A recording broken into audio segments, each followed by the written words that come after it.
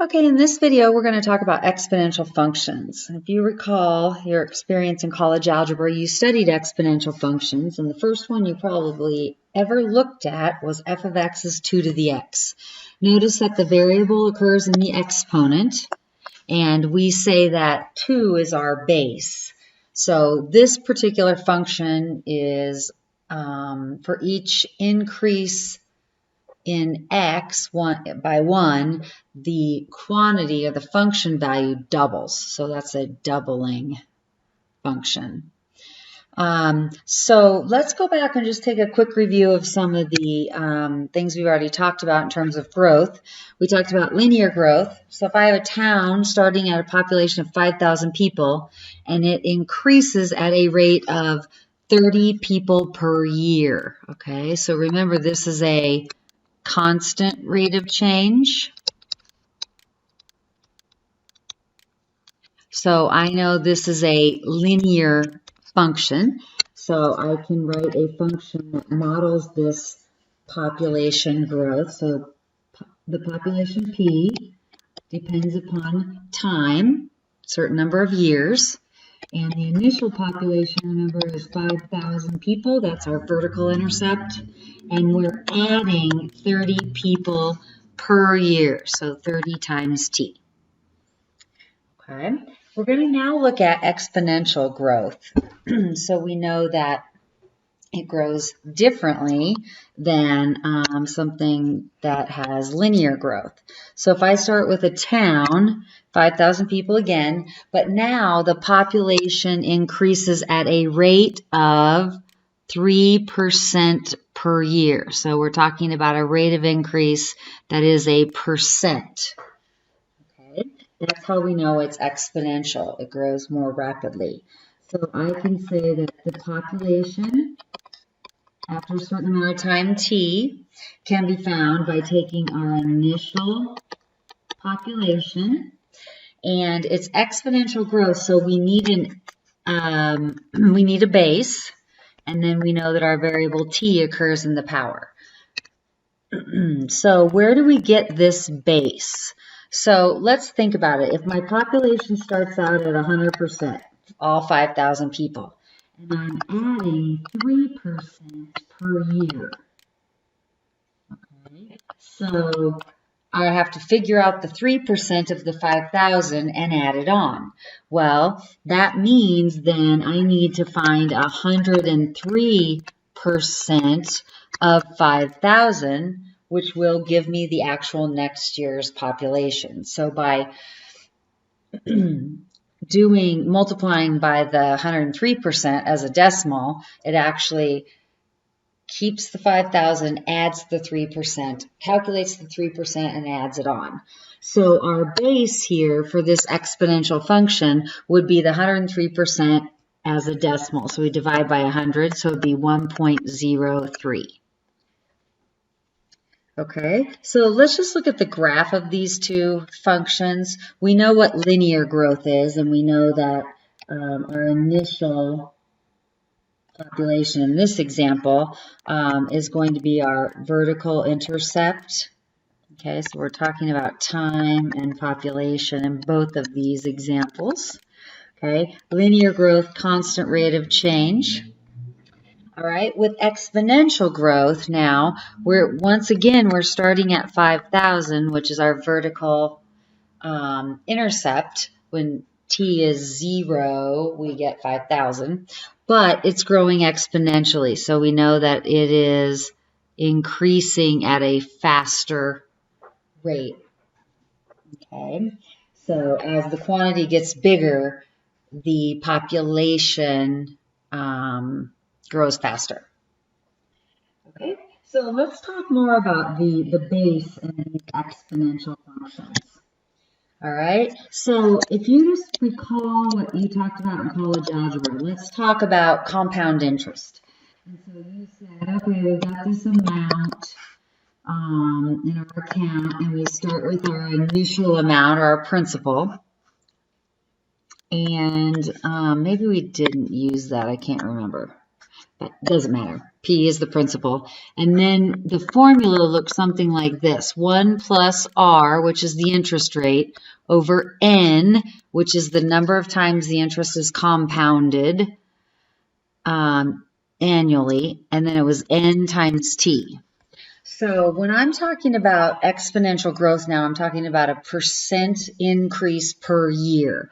So we're going to say, what if then N is 1? So number of times it's compounded annually or calculated, the interest is calculated added in, is 1 time. So that gives us A equals P 1 plus R to the T. Okay, so this is kind of the idea right here of what we're talking about, our exponential growth. A can be our amount or our population, so we could use a P there if we wanted to. But the idea is that this is always our starting amount, like our principal with interest. This is our starting quantity or amount.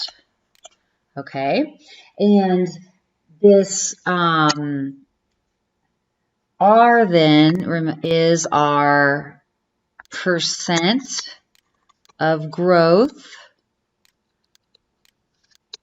or decay. So if it's decreasing or declining the quantity. Okay. If it's growth, then it's going to be a positive, and if it's decay, it's going to be negative. All right. Well, the one we talked about, 1 represents 100% of what we had previously.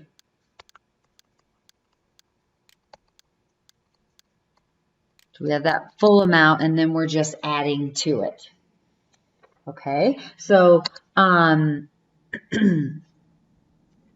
one thing to keep in mind, that R is always a decimal, so we don't use the percent.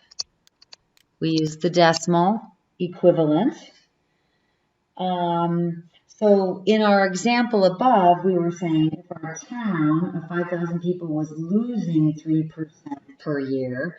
So let's look at that similar situation, but another look here at decay. All right. So if our town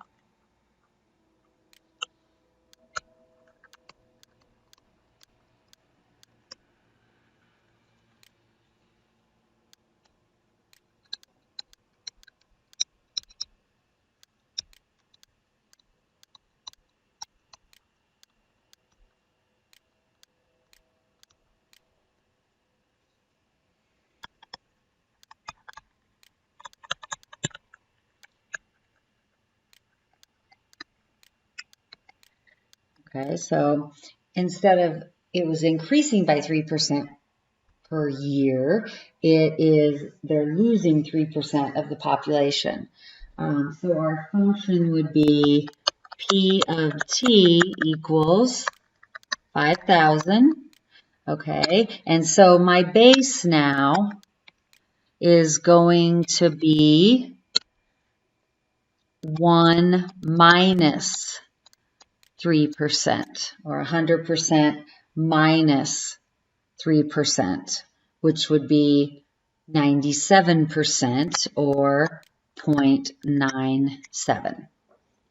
Okay, so if the population is declining or the quantity is declining, then it's going to be less than 1, but greater than 0. If it's growing, it's going to be greater than 1. And if it's staying the same, it would be 1. Okay, so let's look at an example. 4 towns all start with 1,000 people. So let's find a formula P for the population after T years. Okay, so it says they're gaining 52 people per year. So this is 52 people per year is constant. So this is linear growth. Okay, so my population starts out with 1,000 people and increases by 52 people per year. So it's going to be linear. So if we looked at a quick graph of that, we've seen these before, something like this. Okay, so there's our 1,000. All right, now what if we say, okay, our town starts at 1,000 people and it's losing 4% per year. So whenever it's a percent of increase or decrease, it is exponential growth or decay. So this is exponential decay because we are losing. So it's exponential decay. Our function to calculate population would be our initial amount, our starting quantity, times, we need our base, and our base is basically what's happening here. We're taking 100%, right, and we are subtracting 4%. So it's 1 minus 0.04, which is 0.96. All right. So the 0.96, if we multiply, that's going to tell us the 1,000. It'll subtract the 4% off, and then it'll keep doing that same idea. All right. So what's our graph going to look like? All right. Well, it's decay, so it's going to be decreasing function. We're going to start out up here with 1,000, and it's going to get smaller and smaller. Okay, but not at a constant rate, so it's not linear. All right, so what's going on here? We're gaining 11.3% per year. Okay, so gaining a percent, which is going to be exponential growth. Okay, so our population starts out at 1,000.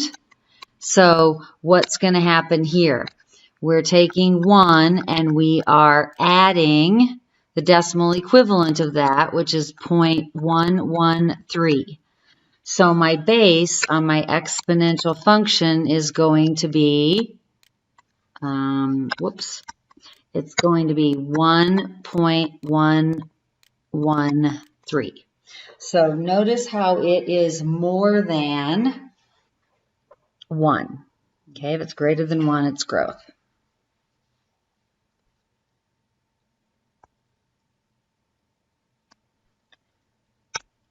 Okay, so if we look at the graph, we're starting at 1,000 and we're growing exponentially, so it is increasing. All right, last one. We're losing 17 people per year. Constant rate of change, not a percent. It's a constant rate of 17 every year, so we know that is linear decay, decreasing. Okay, so my population then starts at 1,000 and we are losing or subtracting 17 people per year. So it's linear, so it is going to be decreasing, but it is a linear function. Okay. All right, so let's just talk a little bit about this new notation for our exponential function. So we're kind of going from the old to our new idea here. Okay, so back over here, remember this R was the decimal representation of the percent of change. So it's the percent of change in decimal format.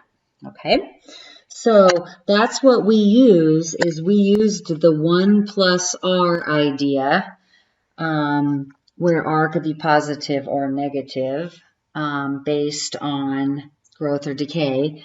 And we used that to come up with our new base, which we're calling A. Okay, so we've got our function that calculates our amount.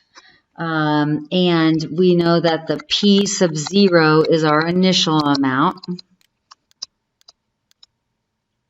initial quantity at time t equals 0. Okay, A is our base, or we can say it's our factor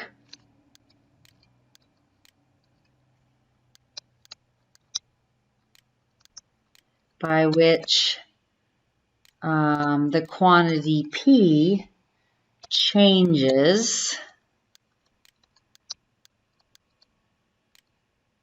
as T increases by 1. So each year of increase, our quantity or our population, P changes by some factor that we're multiplying by each year. Okay, so let's talk about this idea. So we know that A is going to be that 1 plus R. Okay, so if A is greater than 0, then we know it's growth. If A is less than, if A is greater than 1, it should be greater than 0. It's growth. If A is less than 1 but has to be greater than 0, our base cannot be negative, then it is decay. Okay, so that's one thing we should say. A is always positive. You remember that from exponential functions. The base always had to be a positive number, but couldn't be 1 or wouldn't be growing exponentially. Okay, let's just look at some data and how we can come up with a function that models it. Now, we've talked about linear before. We might have even talked about the same one. But we said, remember, a constant increase in the independent variable. So we can see we're constantly adding 2. If a constant increase in the independent variable constant change, I should say, it doesn't have to be an increase, produces a constant change in the dependent variable. So here I'm subtracting 3 each time. I'm continuing to subtract 3. Okay? So that's how we know that this is linear.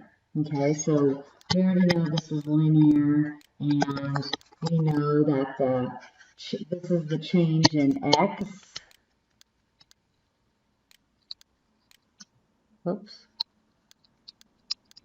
In x, and this is the change in y, and it is constant, so that is our slope. So if we wanted to come up with a function here to calculate y, we would say, okay, well, the slope is going to be y over x, so it's going to be negative 3 halves x, and then remember this is my initial amount here. Or this is my y-intercept. So 13. So it'll be plus 13. Okay, so we've talked about that quite a bit. But now let's look and see if it's not linear, how do we know if it's exponential? All right. So this is not linear. I probably can see that fairly quickly. But I notice that I have a constant increase in my independent variable, or in this case, my x.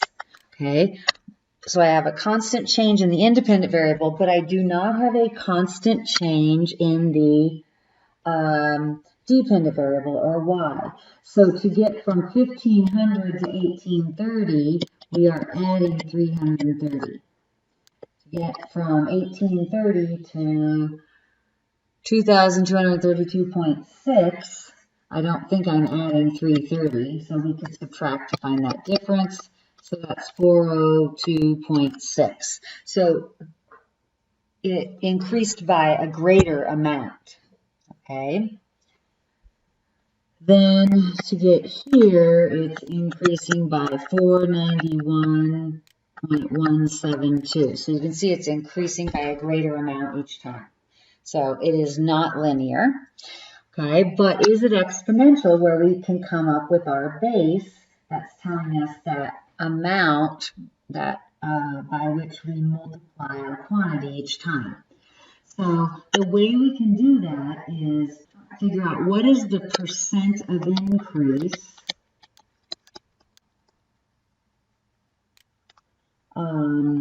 from the first quantity to the second quantity, and then see if that is continuing on. So let's look at the percentage increase from x equals 0 to x equals 1. Okay, so it's basically what's our second amount divided by our first amount. So we're going to take the 1830, what we have after x is 1, divided by the previous amount, 1500. Okay, which we would come up with 1.22. Okay, so we have to continue that and see, do we always get that same percent of increase as we go? So I used these two here. So now I'm going to say, okay, from 1 to 2, what's my percent of increase? So from 1 to 2. So I'm going to divide. And when I divide, I should get, or I do get, I shouldn't say should, but I do get 1.22. Okay, so it's looking pretty good here. So let's do our last. From 2 to 3, what's that percent of increase? So it's 2723, 772 divided by 2232.6. And if you do the number crunching, you do get 1.22. Okay, so each year, it's the percent of increase is, well, what is the percent of increase? Let's talk about that. Okay, so if I look at this, this is my base. This is my A, if I'm talking about my exponential growth, which looks like this. Okay, that is my base. All right, so A is 1.22. Okay, so from that, we can get our percent of growth, because we know it's growing, or we could get our percent of decay, if we wanted to look at it that way. So, and actually this functions using x and y, so this could be y equals, I don't know, I guess we would, that's weird using the p there, but let's do it with the p and then we'll go back to the y's and x's. Maybe not confuse the point of the issue. Okay, so here we go. So I know that, remember, A is 1 plus R. So I have 1.22 is equal to 1 plus R. So what is R going to be?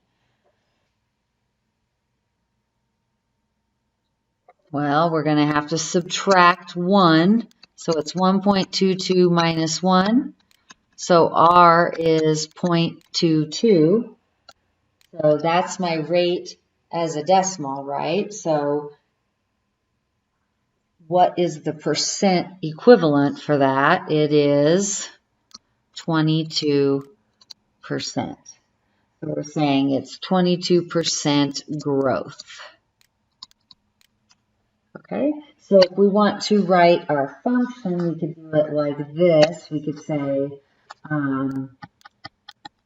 P equals the initial amount, which is 1,500, given right here, times our base, which is 1.22 to the t, or y equals 1,500 times 1.22 to the t. So either way. All right. So that's how we can look at that, find out what our base is. So in the next video, we'll talk about what we call continuous exponential growth.